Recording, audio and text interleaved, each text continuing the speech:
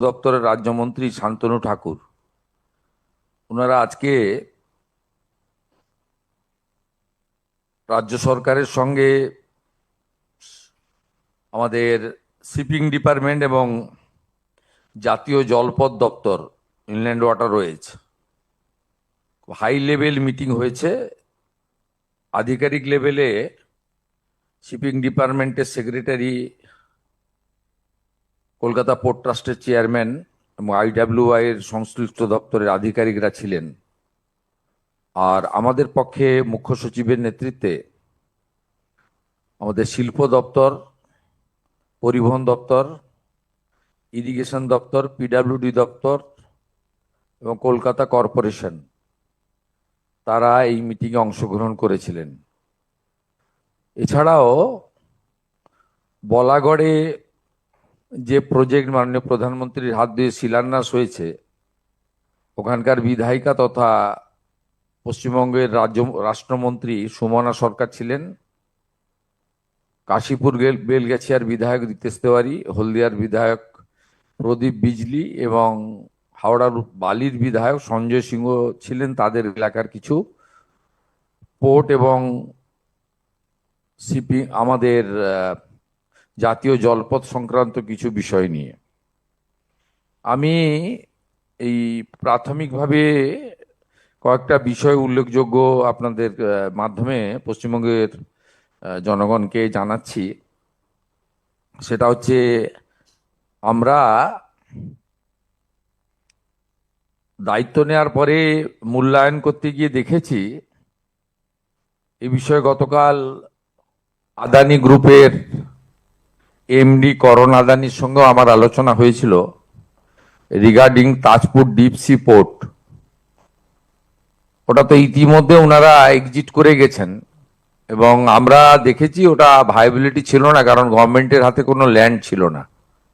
যে কথা বারবার এলওপি হিসেবে তখন আমি বলেছিলাম যে তাজপুর ডিপ সি পোর্ট কখনো দাঁড়াবে না যতক্ষণ না পর্যন্ত rail, NH connectivity, warehouse সহ অন্তত কয়েক হাজার একর জমি সংগ্রহ না হবে। ফাইনালি সরকার পরিবর্তন হওয়ার পরে আজকের এই মিটিংয়ে আমরা তার আগে আমাদের যে সংশ্লিষ্ট দপ্তর মাননীয় প্রধান সচিব আছেন বন্দনা যাদব, তিনি তার নেতৃত্বে যে টিম সিএস এর গাইডেন্সে, মনোজ আগরওয়ালজির গাইডেন্সে তারাও যে মূল্যায়ন করেছেন, তাতে তারা বলে দিয়েছেন যে ওখানে পোর্ট সম্ভবই নয়, মানে যেহেতু রাজ্য সরকার হাতে কোনো জায়গা নেই। কিন্তু মানুষকে আমরা আশাহত করছি না। আমরা আজকে নতুন একটা প্রপোজাল নিয়ে গিয়েছি। তাজপুর থেকে 10 কিলোমিটার দূরে দাদন পাত্র বাড়, যেখানে সল্টের পুরনো ফ্যাক্টরি ছিল, সেখানে 1700 একর ল্যান্ড রাজ্য সরকারের হাতে রয়েছে। আমরা এখন ওইটা নিয়ে এগোবো। আজকে আমাদের মিটিং এর এজেন্ডা এটা ছিল এবং মাননীয় মন্ত্রী সর্বানন্দ সোনোয়ালজি এনওসি এবং যদি রেভিনিউ শেয়ারিংও আমরা রাজি আছি। আমাদের ভারত সরকার এবং পশ্চিমবঙ্গ সরকার যৌথভাবে ওইটা নিয়ে আমরা যেটা বাস্তবসম্মত হবে, 1700 একর জমি হাতে নিয়ে আমরা এগোবো। পরে জমি সংগ্রহ করা যাবে।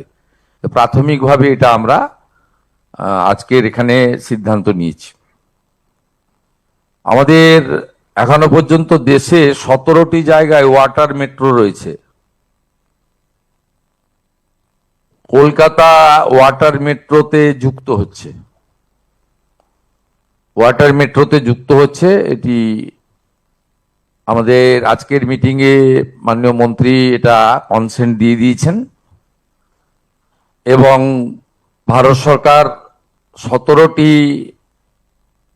আমাদের রিভার লাইন বা সি বেসড সিটিগুলোতে যে ওয়াটার মেট্রো লেটেস্ট কেরালাতে হয়েছে, কেরালামে হয়েছে, সেখানে আপনার আমরা এই শহর হিসেবে আমরা 18তম শহর হিসেবে যুক্ত হচ্ছি ওয়াটার মেট্রো। এটা শিপিং ডিপার্টমেন্টের একটি ইনিশিয়েটিভ এবং গুড প্রজেক্ট, যেটা ইতিমধ্যে 17টি সিটিতে চলছে। সাগরমালা ওয়ানে আমাদের বিগত রাজ্য সরকার যুক্ত হননি, তাহলে কেন্দ্রের কোন স্কিমেই যুক্ত হননি, তার খেসারত বাংলার মানুষকে দিতে হয়েছে। এবং মুখ্যমন্ত্রীর সভাপতিত্বে যে কমিটি তৈরি করার নির্দেশিকা ছিল, কমিটিও তৈরি হয়নি। আমরা সাগরমালা 1 তো মিস করে গেছি, ওটা ক্লোজ হয়ে গেছে। আমরা খুব খুশির খবর পেয়েছি গতকালই মাননীয় প্রধানমন্ত্রী নরেন্দ্র মোদীজির অনুমোদনে সাগরমালা 2 আমাদের অনুমোদিত হয়েছে দেশে। সেখানে আমরা যুক্ত হওয়ার সিদ্ধান্ত নিয়েছি এবং মুখ্যমন্ত্রীর নেতৃত্বে এই সাগরমালার যে প্রপোজাল, এটা আমরা তৈরি করব এবং 22,700 কোটি টাকার প্রপোজাল আমাদের 5 বছরের জন্য আমরা রেডি করব। এই ফিনান্সিয়াল ইয়ারেও কতগুলো প্রজেক্ট হবে। এই প্রজেক্টের মধ্যে port connectivity, coastal shipping, inland waterways, coastal community development, coastal fishing infrastructure. আমাদের সাগর কাকদ্বীপ নামখানা থেকে শুরু করে নয়াচর থেকে হয়ে আমাদের খেজুরির তালপাটি থেকে আপ টু উড়িষ্যার বর্ডার উদয়পুর পর্যন্ত যে কোস্টাল ফিশারম্যানরা যে কষ্টে আছেন, তাদের ওখানে coastal fishing infrastructure, island development, যেমন আমাদের সন্দেশখালী হিঙ্গলগঞ্জ থেকে শুরু করে গোসাবা বাসন্তী, ঝড়খালি বকখালি ইত্যাদি নয়াচর, যতগুলো কোস্টাল দ্বীপ আছে তার ডেভেলপমেন্টও এর সঙ্গে করা যেতে পারে। আমাদের কালকে প্রশাসনিক রিভিউ মিটিং এ কলকাতার মেয়রও তুলেছিলেন, অনেক বিধায়কও তুলেছিলেন, আন্ডারগ্রাউন্ড টানেল অ্যাক্রস হুগলি। এটা মূলত এনএইচ এর কাজ, কিন্তু কলকাতা পোর্ট ট্রাস্ট বা শিপিং ডিপার্টমেন্ট এনওসি দিতে রাজি হয়েছেন। আমাদের 44টা জেটি, নতুন জেটি তৈরি হবে, তার এনওসি এতদিন ধরে শ্যামাপ্রসাদ মুখার্জি পোর্ট ট্রাস্টের কাছে পেন্ডিং ছিল। তারা আমাদের 41টা এনওসি আজকেই দিয়ে দিয়েছেন, আর 3টে এনওসি আন্ডার প্রসেস আছে। আমাদের বিচ রেস্টোরেশন কপিলমুনি আশ্রম সাগর আইসল্যান্ড, সেটা নিয়েও আমাদের যে অনুরোধ ছিল সেটাও পোর্ট আমাদের শিপিং মিনিস্ট্রি মেনে নিয়েছেন এবং আমাদের সাগর যে কপিলমুনি আশ্রম রয়েছে, গঙ্গাসাগর মেলা, তাকে আমরা আন্তর্জাতিক স্তরের মেলা করার জন্য পরিকল্পনা এখন থেকে শুরু করলাম। এবং এখানে পোর্টের যে ড্রেজিং সংক্রান্ত বিষয়ে ওনাদের সহযোগিতা দরকার, সেটা আমরা সিদ্ধান্ত নিয়েছি। বলাগড়ে পোর্টের কানেক্টিভিটি রোড এবং আরবি ইতিমধ্যে কাজ শুরু হয়ে গেছে। এর পরের পর্যায়ে কাজ শুরু হওয়ার জন্য টেন্ডার ইত্যাদি প্রসেস IAWY তারা শুরু করছেন। সেক্ষেত্রে বলাগড়ের বিধায়িকা তথা মাননীয় রাষ্ট্রমন্ত্রী সুমনা সরকার 2.5 কিলোমিটার ভাঙন নিয়ে উল্লেখ করেছেন। সেই 2.5 কিলোমিটার ভাঙন রোধে শক্ত প্রোটেকশন, খুব কংক্রিট প্রোটেকশন দেওয়া হবে। আর 45 কিলোমিটার স্ট্রেচ ড্রেজিং এরও সিদ্ধান্ত নেওয়া হয়েছে। কলকাতাতে আমাদের ওইটা দেন, বইটা কলকাতাতে আমাদের, তার আগে আমি বলে দিই আপনাদের, ওই এক মিনিট, এই 6টা ঘাট তৈরি হচ্ছে: বাগবাজার ঘাট, আহিরিতলা ঘাট, শোভাবাজার ঘাট, মল্লিক ঘাট, বাবুঘাট, রামকৃষ্ণপুর ঘাট এবং বান্দা ঘাট। এই ঘাটগুলির মধ্যে 2টি বিউটিফিকেশন কমপ্লিট হয়ে গেছে, বাকি মানে কমপ্লিট হওয়ার পথে, বাকি 4টাও টেক আপ করতে বলা হয়েছে এবং দুর্গাপুজো পর্যন্ত টার্গেট দেওয়া হয়েছে যাতে এগুলো বিউটিফিকেশন এবং রিনোভেশন এবং ঠাকুর শ্রী শ্রী রামকৃষ্ণ দেব, জগৎজননী মা শারদামণি, তাদের যে ওখানে সমস্ত অতীত স্মৃতি ইত্যাদি রয়েছে তাকে সম্মান মর্যাদা দিয়ে, অর্থাৎ বিকাশ আর বিরাসত, এই যে মাননীয় প্রধানমন্ত্রীর দুটো শব্দ রয়েছে তাকে মাথায় রেখেই আমরা ওখানে করার জন্য ব্যবস্থা নিয়েছি। আমাদের জাতীয় জলপথের 25টা জেটি তৈরি কমপ্লিট হওয়ার পথে এবং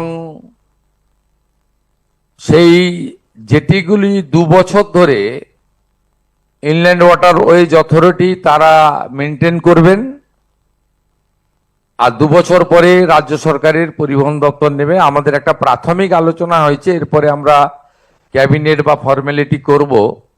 ট্রান্সপোর্ট ডিপার্টমেন্টের সঙ্গে শিপিং ডিপার্টমেন্ট একসঙ্গে আছে, আমরা আলাদা শিপিং ডিপার্টমেন্ট অনেক রাজ্যেই আছে, সেটাও করার বিষয়ে আমাদের প্রাথমিকভাবে চিন্তা ভাবনা হয়েছে। মাননীয় মন্ত্রী সর্বানন্দ সোনোয়ালজি এবং শান্তনু ঠাকুরজিকে আমরা ধন্যবাদ জানাবো যে তারা অতি দ্রুততার সঙ্গে, এই সরকারের এখনো 1 বছর 1 মাস হয়নি, 9 তারিখে 1 মাস পূর্ণ হবে, তার মধ্যেই তারা বিশেষভাবে মাননীয় প্রধানমন্ত্রীর নির্দেশে আমাদের অনেকগুলি বিষয়ে তারা সমাধান করেছেন। কলকাতা পোর্ট এলাকাতে জমি জবরদখল এবং কিছু পুরনো বিপজ্জনক বাড়িতে জনবসতি নিয়েও আমাদের আলোচনা হয়েছে। আমরা বলেছি যে আমাদের প্রধানমন্ত্রী হাউসিং আরবান, তাতে কলকাতা মিউনিসিপ্যাল কর্পোরেশন এবং কেএমডি কে দায়িত্ব দেওয়া হয়েছে, পোর্ট যদি আমাদেরকে জমি প্রোভাইড করে তাহলে আমরা বছরের পর বছর ধরে যে সমস্ত বসতি রয়েছেন, সাধারণ লো ইনকাম গ্রুপ বা গরিব মানুষরা, আর্থিকভাবে উইকার সেকশন, তাদেরকে আমরা দিল্লিতে যেমন এনডিএমসি অনেক বাড়ি ফ্ল্যাট বানিয়ে ছোট ছোট দিয়েছেন, এটাও আমাদের আজকের আলোচনার মধ্যে ছিল। আর একটি অ্যাডমিনিস্ট্রেটিভ মেজার আমার দিক থেকে ঘোষণা হয়েছে, কলকাতা পোর্টে যে সমস্ত অবৈধ কাজ, লিকেজ, এক শ্রেণীর সিন্ডিকেট, তোলাবাজ কর্পোরেশনের কাউন্সিলরদের নেতৃত্বে বিগত রুলিং পার্টির সাহায্যে হয়েছে, মাঝে মাঝে টিভিতে মিডিয়াতে খবর আসে যে জাহাজ থেকে মাদকদ্রব্য এবং অবৈধ জিনিসপত্র উদ্ধার হলো ইত্যাদি ইত্যাদি। এটা হতো কারণ কলকাতা পুলিশ আর সিআইএসএফ বা পোর্ট অথরিটি, এদের অবস্থানটা দক্ষিণ মেরু উত্তর মেরুর মতো ছিল। যেহেতু এখন আমাদের ডবল ইঞ্জিন সরকার, আমরা সিদ্ধান্ত নিয়েছি প্রতি মাসে Kolkata municipal corporation, Shyamaprasad Mukherjee port trust, customs, CISF এবং কলকাতা পুলিশ, সঙ্গে ইন্টেলিজেন্স ভারত সরকারের এবং পশ্চিমবঙ্গ সরকারের, তারা যৌথভাবে মিটিং করবেন এবং অবৈধ কাজকর্ম আটকানোর জন্য বা রেভিনিউ লিকেজ সহ অন্যান্য বিষয়গুলোতে তারা দেখবেন। খুব ফ্রুটফুল ডিসকাশন হয়েছে এবং আমরা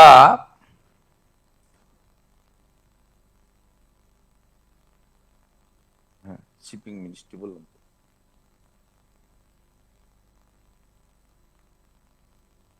হ্যাঁ বললাম তো, শিপিং মিনিস্ট্রি বললাম।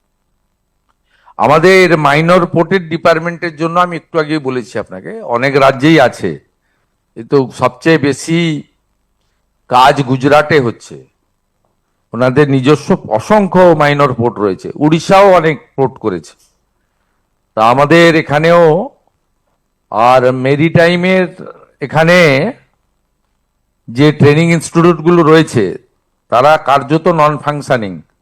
আমরা এক্ষেত্রেও মেরিটাইমের যে সমস্ত ইনস্টিটিউশন রয়েছে সেটাকে আমরা টেক আপ করার ব্যবস্থা করছি।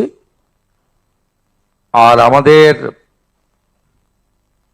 ঘাট রেস্টোরেশন এবং বিউটিফিকেশন ইন কলকাতা এবং হাওড়া, এখানেও বলা হয়েছে আমাদের বালির বিধায়ক সঞ্জয় সিং 8টি ঘাট নিয়ে বলেছিলেন, যেটা মানে শ্যামাপ্রসাদ মুখার্জি পোর্ট ট্রাস্ট বিগত দিনে পরিচালনা করতেন। বর্তমানে রাজ্য সরকার বা কেন্দ্রীয় সরকার কেউই পরিচালনা করছেন না। সে বিষয়েও আমরা কার্যকর সিদ্ধান্ত নেওয়ার জন্য সংশ্লিষ্ট দপ্তরকে সিদ্ধান্ত নিয়েছি। শুধু আলোচনা হয়েছে তা নয়, আমাদের এই আলোচনার মধ্যে ল্যান্ড রিলেটেড, এনওসি রিলেটেড এবং সেন্ট্রাল স্টেট কোঅর্ডিনেশন রিলেটেড অনেকগুলো সিদ্ধান্ত কার্যকর হয়েছে এবং প্রত্যেকটা কর্মসূচি, প্রোগ্রাম, ডিসকাশনের ক্যালেন্ডার বানিয়ে দেওয়া হয়েছে। সেই ক্যালেন্ডার অনুযায়ী কাজ করার জন্য সবাই দায়বদ্ধ থাকবেন এবং রাজ্য সরকারের পক্ষ থেকে শুধু পোর্ট মিনিস্ট্রি তৈরি করা নয়, আমরা একজন কম্পিটেন্ট আধিকারিককে, যেহেতু 3-4টি দপ্তরের ভিন্ন ভিন্ন কাজ রয়েছে, সমগ্র বিষয়টা মনিটরিং এবং ইমপ্লিমেন্টেশন এটা করার জন্য একজন প্রজেক্ট ডাইরেক্টরকেও আমরা করার জন্য সিএসকে আমি তাকে অ্যাডভাইস করেছি, যাতে অ্যাজ আর্লি অ্যাজ পসিবল, যাতে একটা কিছু কাজ পিডাব্লিউডির রয়েছে, কিছু কাজ ট্রান্সপোর্টের রয়েছে, কিছু কাজ ইরিগেশন ওয়াটারওয়েজের রয়েছে, কিছু কাজ ইন্ডাস্ট্রির রয়েছে।